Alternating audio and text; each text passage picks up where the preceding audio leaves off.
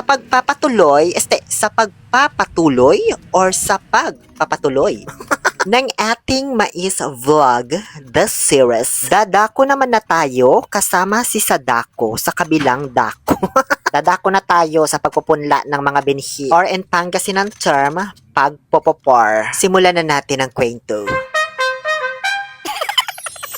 Kahit may modernong gamit na rotor sa pag-aararo ng lupa, kinakailangan pa rin namin ng kuliglig sa pagtatanim ng mais. Kaya ayan, inilabas pa rin nila kahit kakarag-karag na. Diyan kasi kakabit itong panaggulis or pangguhit ng lupa. Kailangan kasing guhitan yung lupain na pagtataniman ng mais para may magsisilbing pattern na susundan mo habang binabaon mo na yung mga buto. Ganon din itong isang kagamitan para naman sa paggawa ng pilar-pilapil. Kakabit din ito dun sa kuliglig matapos guhitan. Bale, papalitan mo yon kapag tapos ka ng magguhit. Wala kasing ganitong kagamitan yung rotor namin. Pang-araro lang talaga. Pero sa pagkakaalam ko, pwede naman daw pagawan. Ito naman na yung mga binhi na itatanim namin. Decalb yung pinili nila kasi malalaki daw yung mga butil nito tapos maliit lang yung pukol or buto niya sa gitna. 6 na sako yung binili nila worth 45,000 pesos. At may libre pang 3 buting pang spray pamatay ng damo. Decalb, baka naman, pa isang bag lang dyan. Bale, 7 sako po yung kailangan namin. 6 lang yung binili kasi may extra isang sako na kami sa bahay. Ibang klase naman siya. Ito naman yung isang invention na napaka-useful sa pagtatanim ng mais. Hindi ko nga lang alam kung sinong nag-imbento. Baka si Robinson's Galileo Gallery. Charot. Di ko rin alam kung ano ang eksaktong tawag dito. Basta lagi ko lang naririnig pa nagpupor, ganun. Pero tatawagin ko na lang siyang torotot ni Aubrey Miles. Mukha kasi siyang torotot. Basta patulis yung dulo niya na parang tuka ng ibon. Bumubuka siya kapag kinalabit mo yung gatilyo na matatagpuan dyan sa ibaba ng imbodo. So binitbit ko na yan tapos dumiretso na ako dito sa bukid. Dyan muna kayo kasi mamaya pa kayo gagamitin. Guguhitan pa kasi ni tatay yung lupa. Ayun naman na yung kapatid ko, bitbit na yung isang sakong binhi tsaka mga container na may tali. Ayun naman na yung tatay ko, tinutubigan na niya yung kuliglig. Tubig lang kasi nagpapaandar sa kuliglig namin, di na kailangan ng krudo.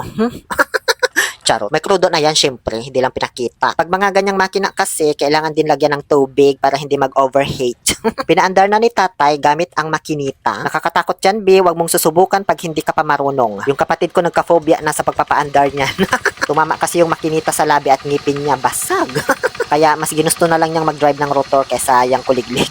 Pwede mag-helmet ka na lang habang nagpa-practice kung gusto mong matuto. Nung maikabit na ni tatay yung korya, dyan ginagamit yung korya na sinasabi ko. Yung kulay itim ba na bilog na parang goma. Magsisimula ng umandar yan. Ang bilis, diba? Pinas-forward ko kasi. So, ganyan yung magiging itsura ng lupa pag naguhitan na. 2 guhit at the same time yung ginagawa niya sa isang daanan lang. Pwede ring tatluhin yan kung gusto mo. Magpa-welding ka na lang. Kaso masyado ng malapad, no? Nag-start nang magpo-pour yung kapatid ko. Para bang nainggit ako, be, kahit di man ako marunong. Kaya ayun, dali-dali akong umuwi sa bahay para kumuha ng jockey. Kasi mag-alas 10 na nito ng umaga, medyo mainit-init na ang panahon. First time ko lang magpupor ng mais ngayon, sa totoo lang. Noong bata pa kasi ako, pag-aabono at pagpupuluwak lang yung tinuro sa akin. Medyo maselan kasi itong pagpupupor ng mais, kaya kapag hindi ka marunong, may posibilidad na hindi tumubo yung mga tinanim mo. Ganyan yung itsura ng mga butil ng mais na pambinhi kapag bumili ka. Hindi niya kakulay yung mismong mais, mapula-pula siya. Parang red-orange ganon dahil sa mga nilagay nilang chemical. Dumakot lang ako ng 2 tasa. Tapos itinali ko na sa aking balangbang yung lagayan ng gatas na nido ba yan? Okay na yan, hindi ko na ito mauubos. Pagpapraktisan ko lang naman eh.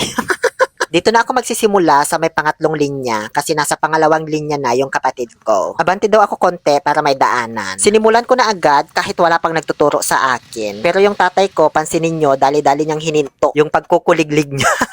Tapos nilapitan ako agad para turuan ba. Kinakabahan kasi yan kasi first time ko, baka hindi daw tumubo yung mga tinanim ko, mapiperwisyo pa sila. Ayan, ide-demo pa talaga yan sa akin, B. Diba? Syempre, gets ko naman agad kung paano, hindi naman ako slow, no? Ipakita ko sa inyo ng close-up kung paano. Binidyohan ko yung kapatid ko, di ko man kasi mabidyohan yung sarili ko. Ganyan, dapat may hawak-hawak ka ng butil ng mais, tapos maglaglag ka sa imbodo habang nakaangat pa, saka mo itutusok, and then kalabitin yung gatilyo para bumuka yung tuka. Sabay angat. And lastly, tapakan yung pinagbaunan. Tapos laglag ulit ng isang butil, and then same steps ulit. Yung iba naman, itinutusok muna bago maglaglag ng butil. Pero mas mabilis kasi kapag pag-angat mo pa lang, nilalaglagan mo na agad ng butil. Pero nasa sayo na yan kung anong diskarte diskarte gusto mo. Ang mahalaga naman dyan, makuha mo yung tamang pacing and coordination ng iyong mga body language. Uy, totoo yun ha, may timing yan, B, yung bawat paggalaw ng kamay mo, paglaglag mo ng buto, paghakbang mo, ganun. Pinanood muna ako nilang magpo-pour bago sila umalis. Tapos nung medyo nakampante na sila sa ginagawa ko, ayun, iniwan na ako. Mabagal pa akong magpo-pour dyan, guys, kasi first time ko pa lang naman ngayon. Pero sabi ni tatay, okay lang daw na mabagal. Ang mahalaga sigurado na tutubo yung mga tanim mo. Ayaw niya nung mabilisan na pagpo-pour, pero bara-bara naman. Tapos hindi pa tumutubo yung iba, kasi doon sila malulugi. Ipapas forward ko na lang ha, kasi sa sobrang bagal ko, para tuloy akong nasa Plants vs. Zombies. Pagdating ko sa dulo, nilapitan na naman ako ni tatay kasi nag-aalala siya talaga sa kahihinatnan nitong pagtatanim ko. Minsan din kasi, yung dulo ng panungsok, may mga kumakapit na lupa na kailangang tanggalin kasi hindi malalaglag yung buto. Naiipon lang dun sa loob ng tobu. At ayan, sa wakas ay nakabalik na rin po ako dito kung saan ako nagsimula. Bali, nakadalawang guhit ako dyan. Pulang-pula yung kamay ko kaya nagtorotot muna ako. Anong connect nun? Bali, yung pangatlong linya at saka yung pangpito ang napoporan ko dyan. Babalikan natin yan pagkatapos ng ilang araw para alamin kung mapapagalitan ba ako. Hindi pa nagpipilapil si tatay kaya di ko maipakita sa inyo yung paggawa niya. Umuwi na ako at iniwan ko na lang sila para tapusin yon. Kasi nagpa-practice pa lang naman ako, kumbaga OJT pa lang, di ba? Hindi pwedeng makain itong kumulay sa kamay kasi nga chemicals ito. Kaya kailangan maghugas. Pero sabi ni tatay, hindi naman daw siya toxic at nakakalason. Kasi ilang beses na daw niya yan nakain. Na itatapang-tapang daw niya sa kanin minsan.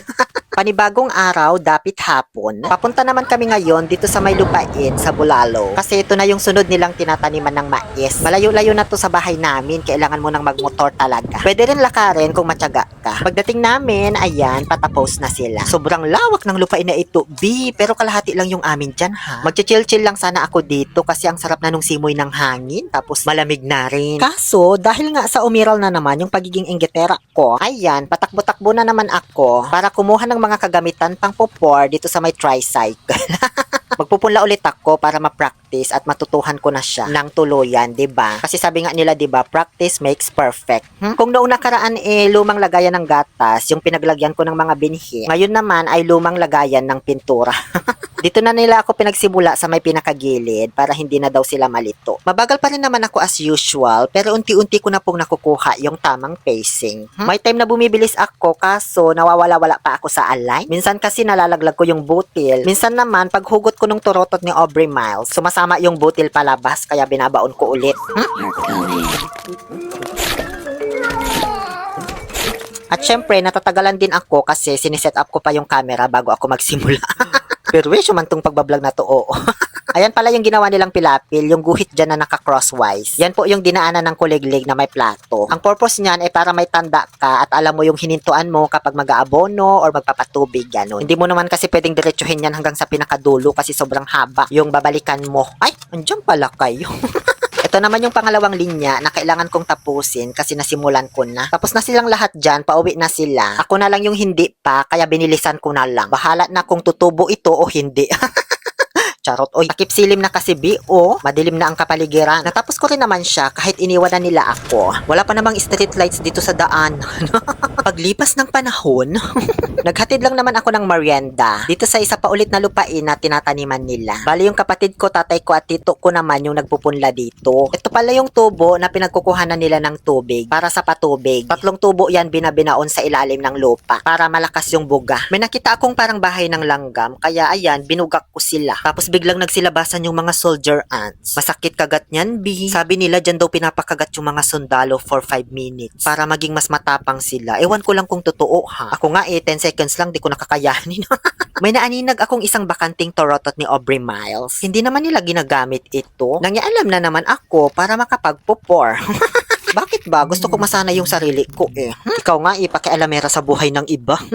Alam niyo sa totoo lang guys, kung titignan ninyo, parang madali lang siya. Pero nung pagkatapos ko nito, kinabukasan, Diyos ko, sobrang sakit ng balikat ko. Lalo na dito sa aking wrist. Higit 1 linggo din bago nawala yung sakit. Hindi ko pala nabanggit guys kanina yung space ng bawat binhi na ipupunla mo. At least 22 centimeters daw dapat or less than 1 foot yung pagitan ng bawat ipupunla mong binhi. Tapos tig 1 buto lang talaga dapat yung ilalaglag. Pwede rin naman tig 2 pero dapat mas malawak yung space or yung pagitan nila sa isa't isa. Ganon. Ayan, natumba pa yung cellphone ko. At kung napapansin nyo din pala dito, wala kaming inupahan or hinire para magpunla ng binhi. Kami-kami lang din ang magkakapamilya. Yung tatay ko, yung kapatid ko, at yung dalawa kong tito ang nagtutulungan sa pagtatanim. Ayaw na kasing mag-hire ni tatay ko kasi last year daw, medyo nawalan siya ng tiwala kasi ang daming hindi tumubo. Kaya ang liit lang daw ng naging tubo nila. Kaya mas mabuti na daw to na kahit matagal kami matapos, at least sigurado.